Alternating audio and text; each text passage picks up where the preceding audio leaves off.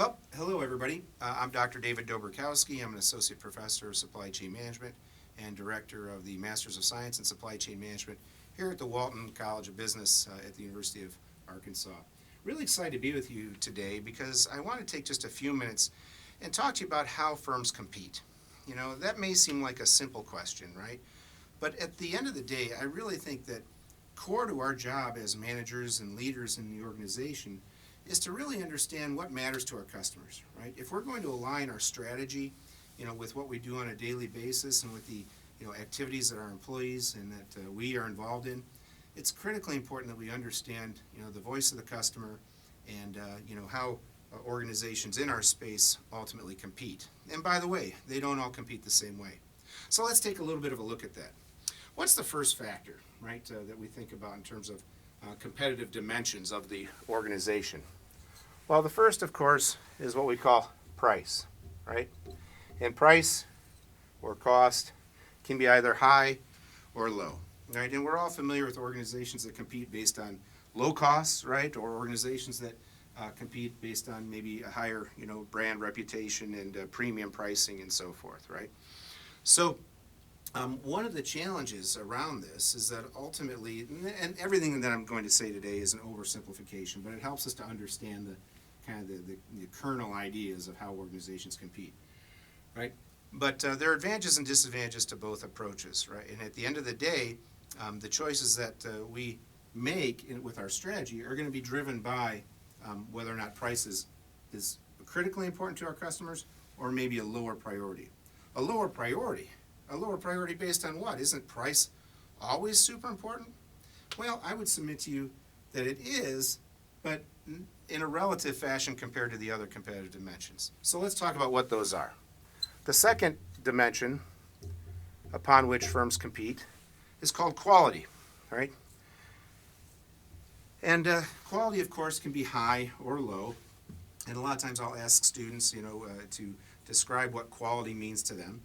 And, ultimately, we'll provide answers like, well, it has to do with the reliability of the product, or it has to do with the features that a product offers, or maybe it has to do with the reputation of a service provider that I'm dealing with, like a Hilton Brands or something, right? But at the end of the day, I would submit to you that those ways, those adjectives that we use to describe quality, they fall into two buckets or two categories that make quality maybe a little bit more kind of decomposed concept than you might have originally thought of. The first is what we call design quality. Design quality. Now, design quality has to do with those features and ultimately the benefits that we derive from a product or from a service. An automobile, for example, that has a high number of features in it, has high design quality. A few years ago, I was living on the East Coast. I wanted to have a commuter car, a car that was, not, incorporating a lot of bells and whistles. It was just an add-on type of car. So I bought, I think one level up from the base model sedan, right? I forewent a lot of features and benefits because design quality wasn't really all that important to me. What was more important to me was, a lower cost, frankly, at that point. So how else do we think about, quality? Well, like I mentioned, some folks will talk about reliability, or maybe you'll hear about the acronym MTBF, mean time between failure. How long that light bulb, right, is going to last. So that deals with the second type of quality, or the second dimension of quality, which is what we call process quality. Process quality deals with, improvement ideas around like Lean and Six Sigma. When you hear that, an organization is producing at Six Sigma and has, very low defect rates, right? That's because they have high process quality. You may or may not have high design quality, right? In that case, process quality would carry the day. So back to that automobile example that I purchased a few years ago, right? I was much less interested in design quality, so my concern for design quality was low. But I was very interested in process quality because I wanted a reliable vehicle that I wasn't going to have to take back to the dealership on the busy, hectic East Coast where it can be a challenge to drive 10 miles, right? And I was concerned about price, right? So you can start to maybe think about how these factors differ in their relative importance as we think about how organizations compete. Price, quality, and then finally we have delivery. That's another what we call competitive dimension for how firms compete. And delivery also comes with different dimensions to it, right? In some cases, we're very interested in fast or quick delivery, right? We want something right now, right? And that can be very, very important to us. That can drive a purchasing decision for us. But in other situations, particularly as you move upstream in the supply chain, manufacturers might be more concerned with delivery reliability, right? In other words, if you say the lead time is 1 week, it better be 1 week. I don't want my material to come in 3 days. I don't want my material to come in 10 days. I want it to come at 1 week, right? So for example, I'm originally from the Midwest. I used to do some work with what was then Daimler Chrysler, building the Jeep Wrangler, which was done on a just-in-time, single-piece flow, truly batch sizes of one type of manufacturing approach. And many of those components, like the instrument panels, for example, would literally arrive every 44 minutes, right, into the manufacturing facility.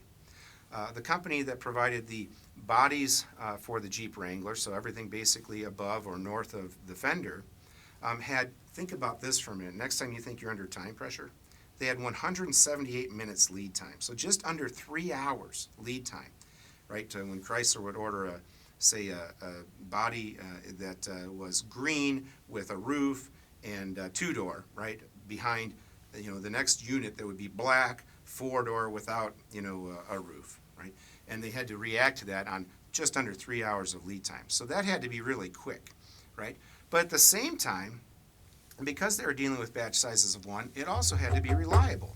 There were other suppliers in that supply chain, like for example with the left-hand drive engines that came out of Italy, right?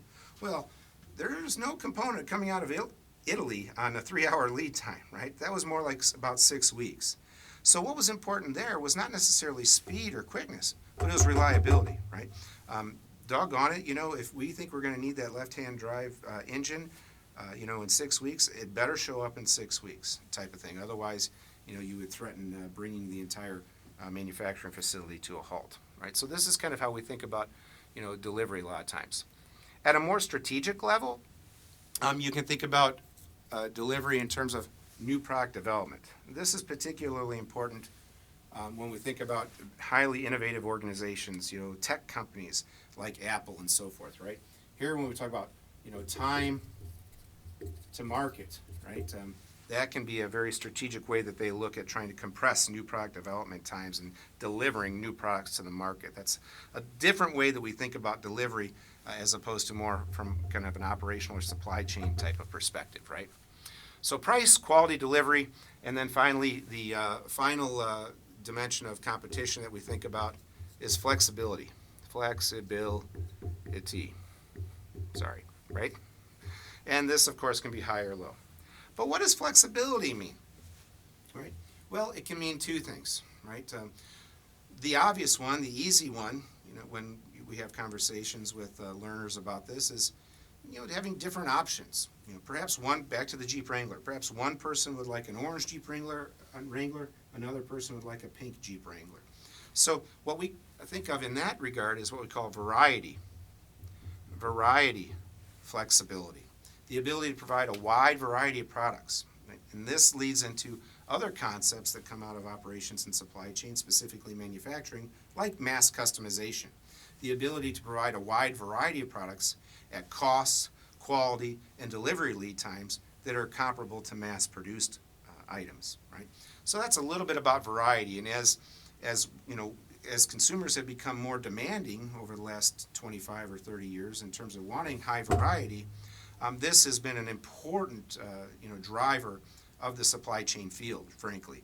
One of the primary drivers of the fact that we no longer operate in highly centralized, vertically integrated organizations, like the Henry Ford days, right, with the Model T. Driven out of variety. The other type of flexibility that can be very important is what we call volume, right? Volume flexibility. I'm originally from Toledo, Ohio, and in circa 2015, 2014, something like that, right on Lake Erie, right on the Great Lakes there, we had a severe alga bloom problem in Lake Erie, and it crimped the access that we had to fresh water. So what we needed at that time was incredible volume flexibility related to bottled water.